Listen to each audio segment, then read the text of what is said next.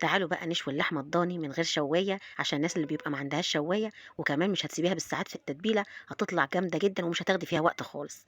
معانا ده لحمة ضاني أي كمية أنتِ تحبيها، كيلو أي حاجة، باجيب صينية باحط اللحمة على طول أهو، وبعدين باعمل لها خلطة الشوي في الخلاط،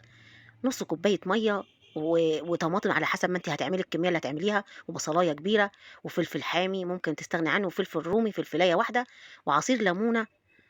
ومعلقة خل كبيرة، ومعلقة صويا صوص دي اختياري ممكن تحطيها لو عندِك، ومعلقة سكر كبيرة دي مهمة، السكر والخل مهمين عشان خاطر بيدوبوا أنسجة اللحمة، ومعلقة بهارات صغيرة، ومعلقة بابريكا صغيرة، ونُص فلفل وملح حسب ما تاخد معاكِ، باضرب كل ده مع بعضه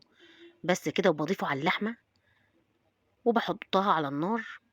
بانزّل كده عليها التتبيلة، وباحطها على النار على طول، يعني أنتِ مش هتتبّلي ولا حاجة، بُصّي بتغلي أهو باغطّيها واسيبها تشرب من التتبيلة لحد ما تستوي، لو احتاجت شوية مَيّة تزوّدي، هي طبعًا اللحمة الضاني ما بتاخدش وقت، أهو بُصّوا استوت أهي باحط السكينة استوت خالص، وهاشوفها معاكم أهو